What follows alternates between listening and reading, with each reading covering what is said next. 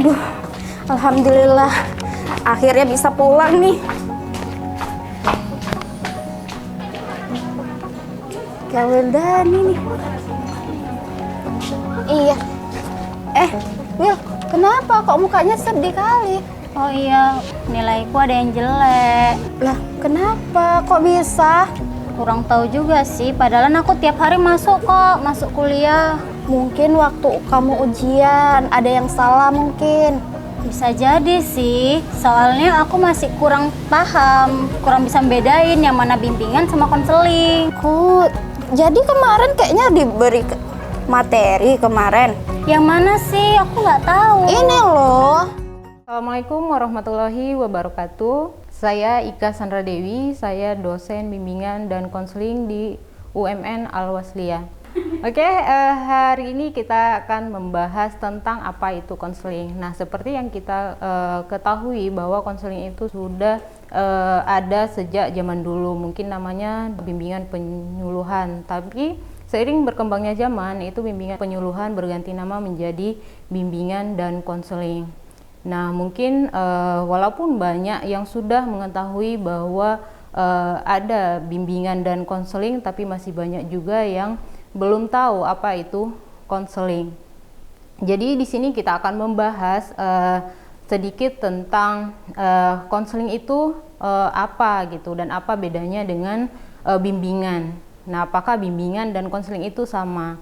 Nah, kalau dilihat dari foto ini, di foto yang pertama itu kelihatan sekali bahwa seseorang yang memiliki kondisi yang kurang bagus gitu.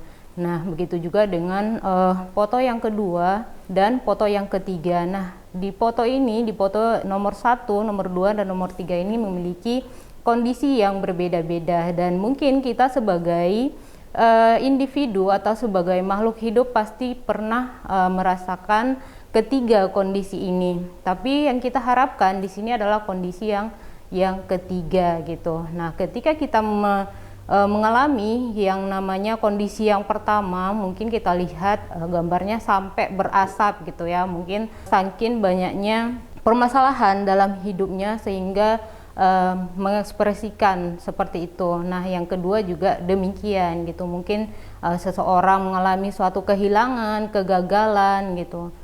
Terus yang ketiga mungkin inilah yang sangat diinginkan, kondisi yang ketiga ini yang diinginkan oleh setiap individu gitu. Nah, kalau misalnya di kondisi yang pertama dan kedua ini seorang individu mengalaminya pasti butuh pendampingan gitu. Kalau misalnya pendampingan hanya sekedar curhat atau apa ke temannya belum juga berhasil, nah boleh melaksanakan yang namanya bimbingan ataupun konseling. Nah, di sini kita akan melihat bimbingan dan konseling. Konseling itu diibaratkan sebagai jantungnya dari BK itu sendiri. Kenapa dibilang jantung? Karena kalau tidak ada yang namanya konseling, yang pasti bimbingan dan konseling itu tidak akan berjalan. Kalau misalnya tidak ada konseling, jiwa bimbingan konseling itu tidak akan mati gitu. Seperti manusia misalnya ketika tidak punya jantung itu akan berhenti gitu. Begitu juga dengan bimbingan dan konseling. Oke, di sini kita akan melihat perbedaan dari bimbingan dan konseling itu sendiri. Bimbingan itu adalah proses. Nah, di sini ada proses ya, proses pemberian bantuan yang terus-menerus. Jadi itu tidak hanya dilakukan oleh sekali pertemuan, tapi dilakukan secara kontinu, yaitu terus-menerus dari seorang pembimbing yang telah dipersiapkan kepada individu yang membutuhkan dalam rangka mengembangkan seluruh potensi yang dimiliki secara optimal. Nah, di sini kita berbicara tentang potensi ya. Nah, setiap individu itu memiliki potensi yang berbeda-beda. Nah, setiap anak juga memiliki potensi yang berbeda. Nggak bisa kita samakan antara anak yang satu dengan anak yang lainnya. Nah, ada kata optimal di sini. Kenapa tidak maksimal gitu? Seluruh potensi yang dimiliki secara maksimal misalnya. Karena apa? Karena ketika kita berbicara tentang maksimal berarti perkembangan anak itu tidak bisa kita kembangkan lagi, atau potensi anak itu tidak bisa kita kembangkan lagi. Tapi kalau misalnya optimal itu masih kita bisa kembangkan gitu. Contohnya saja misalnya ada satu gelas yang isinya itu maksimalnya misalnya 200 ml gitu. Tapi kalau misalnya kita isi gelas yang tadi dengan air sebanyak 200 ml itu nggak akan bisa kita tambahkan lagi, nggak bisa kita isi lagi. Begitu juga dengan potensi individu atau potensi anak. Tapi kalau misalnya kita isi gelas yang 500 yang isinya itu 500 ml, kita isi dengan 200 ml masih bisa kita isi gitu. Begitu juga dengan potensi seorang anak gitu. Jadi seorang anak itu berpotensi sesuai dengan kapasitasnya, sesuai dengan kemampuannya. Jadi nggak bisa kita paksakan dia harus seperti yang diharapkan misalnya sama orang tuanya gitu, tapi harus sesuai potensi ataupun kemampuan yang dimilikinya. Nah, kalau konseling itu adalah proses bantuan. Di sini juga kita berbicara tentang proses. Jadi kalau disebut dengan proses berarti ada beberapa kali gitu. Nggak bisa kita melaksanakan yang namanya bimbingan, yang namanya konseling itu hanya satu kali gitu. Tapi ada prosesnya. Perubahan seseorang itu ada prosesnya. Jadi proses bantuan yang diberikan oleh konselor kepada klien agar klien tersebut dapat memahami dan mengarahkan hidupnya sesuai dengan tujuannya. Nah, bedanya dengan bimbingan tadi bahwa di sini kata konselor itu berbeda dengan yang ada di bimbingan. Nah, ketika ada kata konselor berarti dia harus orang yang profesional. Maksudnya gimana? Maksudnya adalah ketika seorang konselor atau seorang guru BK itu harus memiliki profesi konselor namanya, dan harus kuliah lagi setelah dia menamatkan S1-nya, S1 BK itu harus mengambil lagi profesi yang namanya konselor gitu. Kalau misalnya kita lihat, kita gabungkan bahwa bimbingan konseling itu adalah proses pemberian bantuan yang dilakukan oleh orang yang ahli. Jadi orang yang ahli di sini adalah orang yang memang betul-betul paham dengan BK itu sendiri.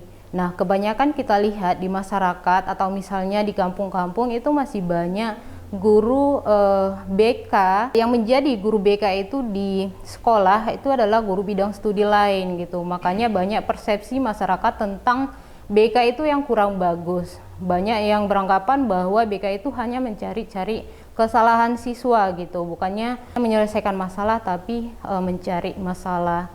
Nah, tapi kalau betul-betul orang yang melakukan konseling itu atau bimbingan itu adalah orang konseling, maka dia akan, atau orang dari BK itu sendiri, dia akan paham apa yang harus dilakukannya. Nah, itu tadi orang yang ahli. Jadi konseling itu bisa dilaksanakan diberikan kepada anak-anak, remaja maupun dewasa, agar orang yang dibimbing mengembangkan kemampuan dirinya sendiri. Seperti yang saya jelaskan tadi, itu dapat mengembangkan potensi dirinya.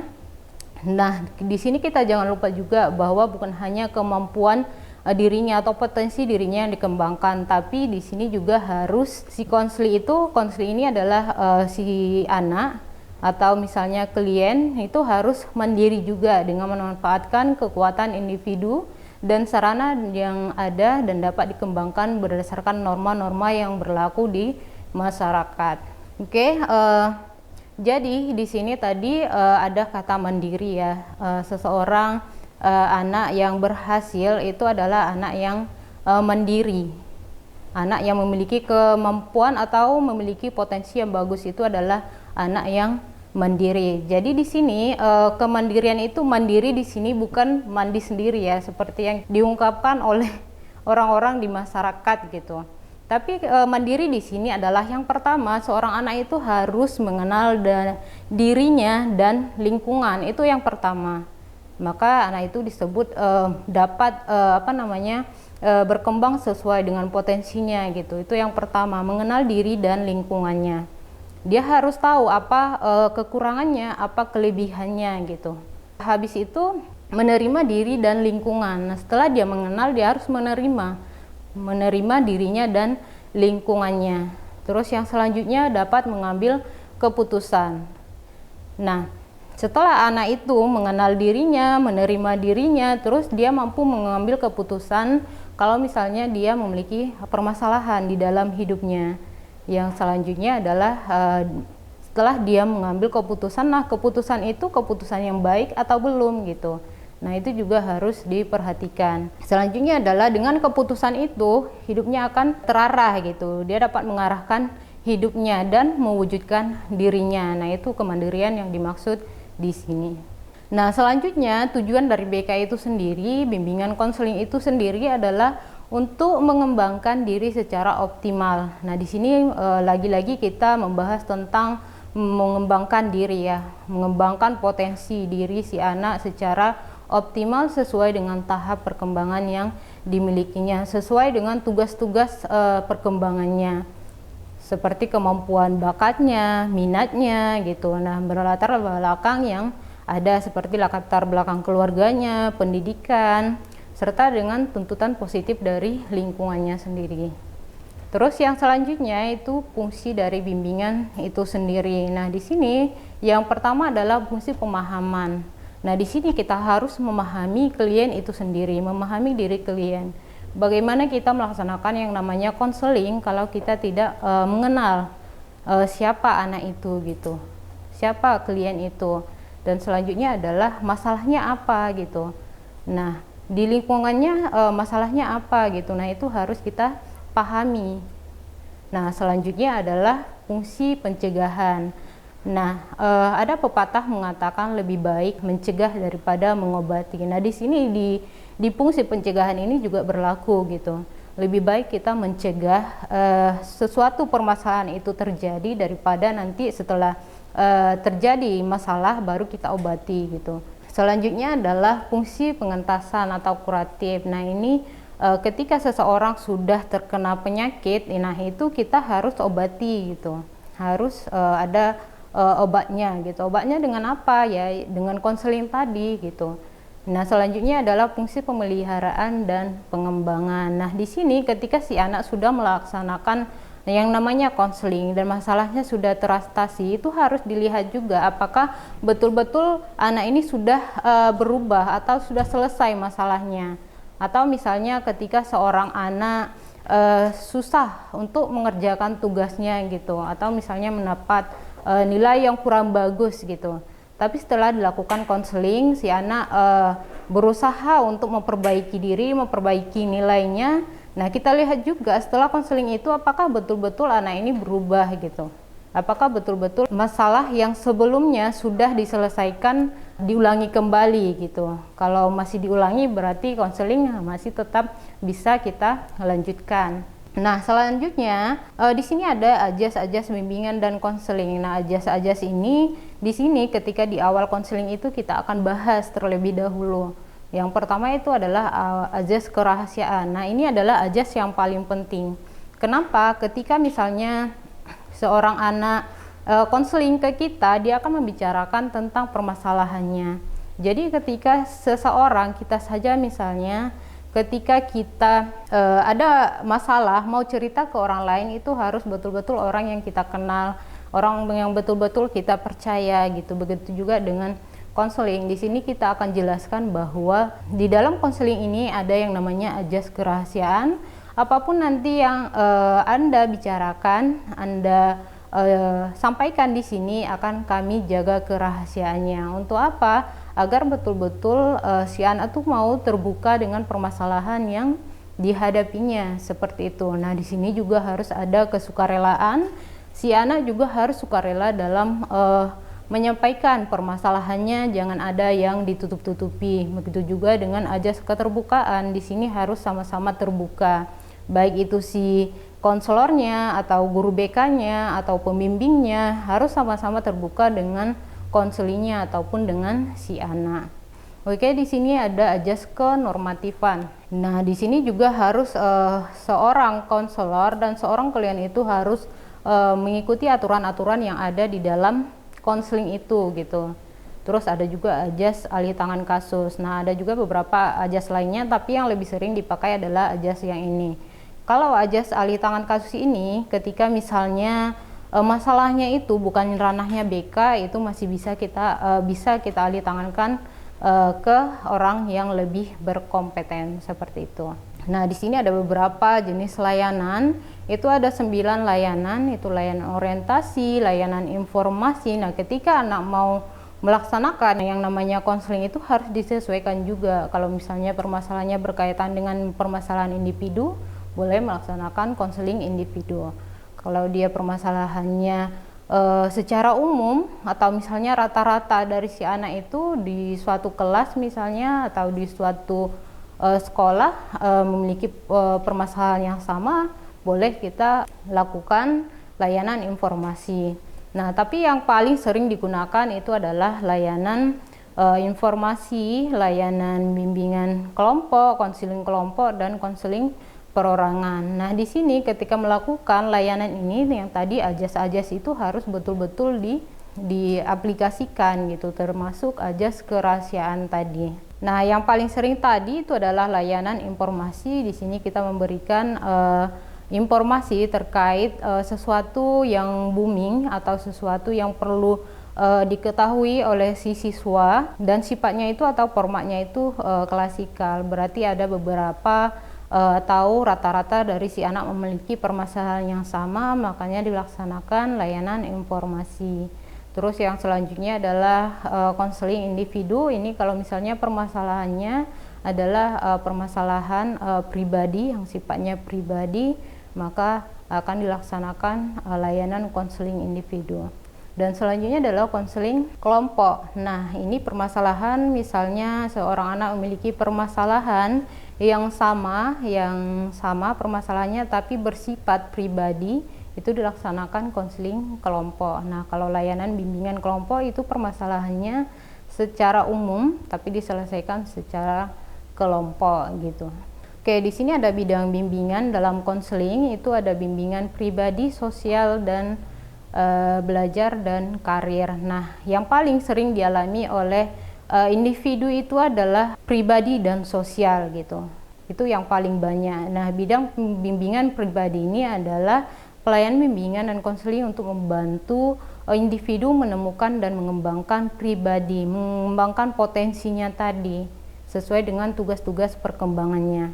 Nah, yang kedua adalah bidang bimbingan sosial, yaitu pelayanan bimbingan dan konseling untuk membantu siswa mengenal dan berhubungan dengan lingkungan sosialnya. Jadi antara bimbingan pribadi dan sosial ini tidak bisa dipisahkan ya. Begitu juga dengan bimbingan belajar dan bimbingan karir seperti itu.